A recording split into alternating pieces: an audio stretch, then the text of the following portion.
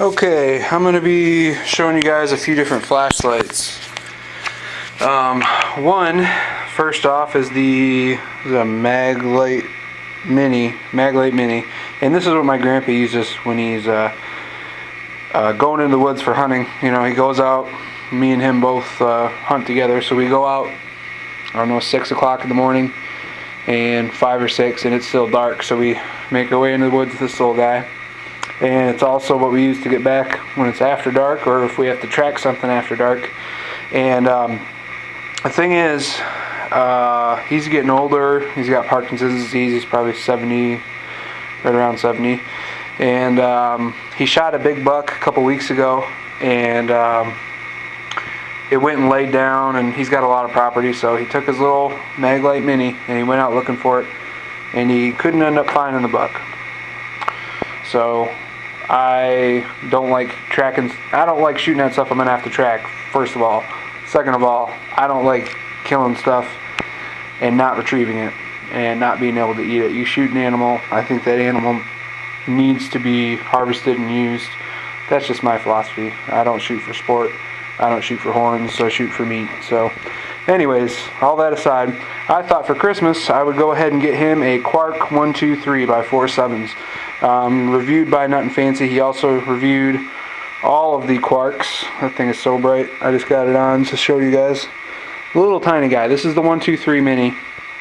I also have the CR2, which I'll do a separate little review on.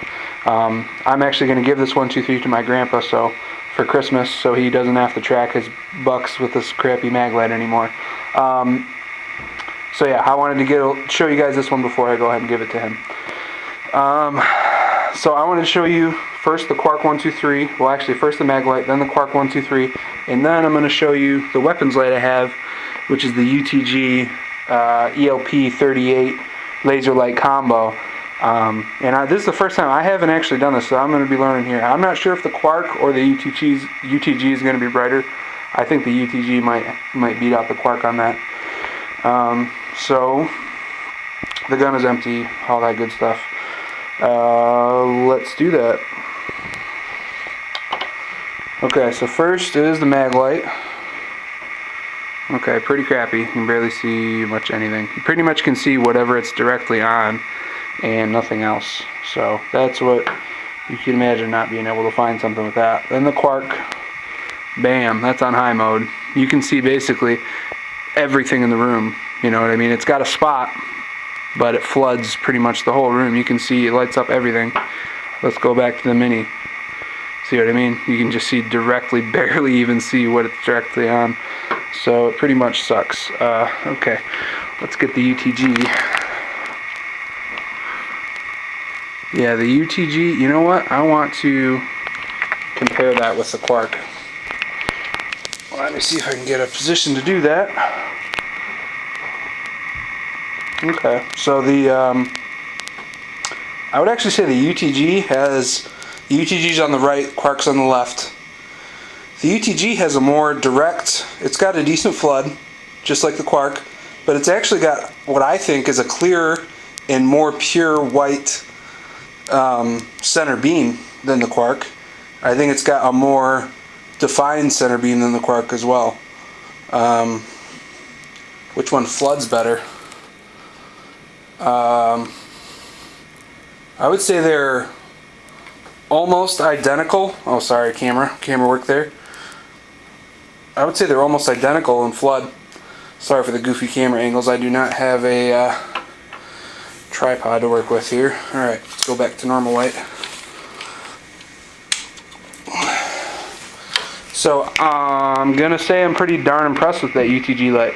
I would say it beats the Quark in light quality. It's a more clear beam. I would say it ties it in flood, and the purity or clarity of the what's going on here? The clarity of the UTG is slightly better as well. So in short, Maglite outdated, sucks, needs to go away.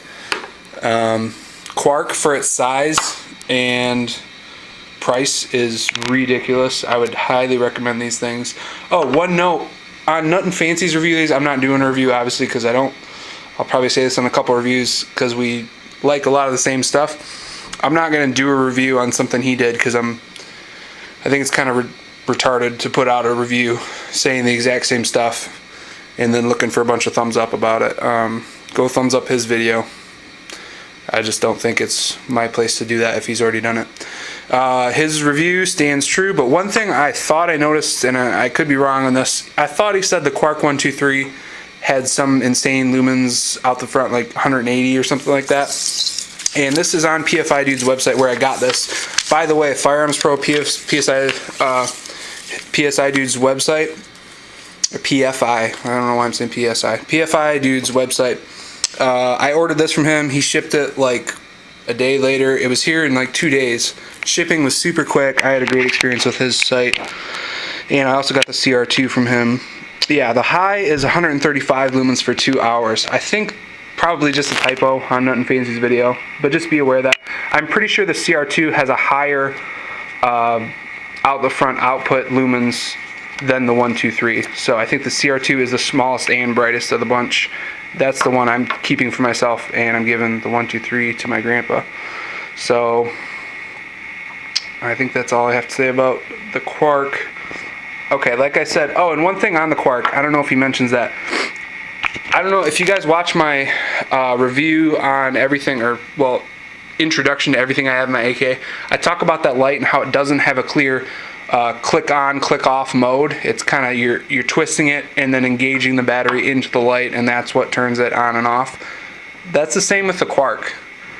And how the Quark works is you twist it on once, off, on, again goes into medium, off, on goes into high.